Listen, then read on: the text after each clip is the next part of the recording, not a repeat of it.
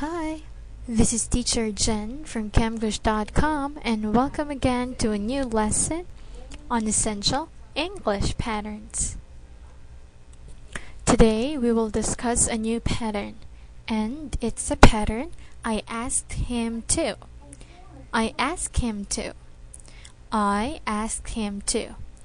In this pattern, you are expressing your wish to someone for something, or you're requesting to someone to do something for you. Okay? Again, this pattern, I asked him to. We have the word asked, and if you have that word, that means you are expressing a wish or request to someone to do something most of the time for you. Okay? Now let's discuss the following sample sentences so that we can understand it better. Number 1. I asked him to move my furniture. I asked him to move my furniture. In this sentence, you requested him to move your furniture. Okay? So furniture here means the things inside your house, like the lamp, the table, the coffee table, and so on. Now let's go on to number 2. I asked him to buy the groceries.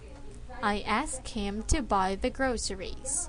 In this sentence, you requested him to buy the groceries. Number 3. I asked him to come over. I asked him to come over. In this sentence, you requested him to come to your house or to a certain place where you are also. Okay? So now how about number 4? I asked him to write me a recommendation. I asked him to write me a recommendation. In this sentence, you requested him to write a recommendation for you. And number 5, I asked him to give me a ride. I asked him to give me a ride. So in this sentence, you requested him to give you a ride or to let you ride in their car or vehicle. Okay, so now it's our turn to make our own sentences. So my sentences: I asked him to bring some movies. I asked him to bring some movies. In my sentence, I am saying that I requested him to bring some movies, okay? So that we can watch some movies when he got here in my house or in a certain place where I am, okay? How about you? What is your sentence? Very good. Now, let's have a review and read the following sentences once more. Please follow me. I asked him to move my furniture. I asked him to move my furniture. I asked him to buy the groceries. I asked him to buy the groceries. I asked him to come over. I asked him to come over. I asked him to write me a recommendation. I asked him to write me a recommendation. I asked him to give me a ride. I asked him to give me a ride. Very good. Now, let's go on to the dialogue part. And for dialogues number 1 and number 2, I will be speaker A and you will be speaker B. Let's start with number 1. Did you talk to your dad? Is he going to do it?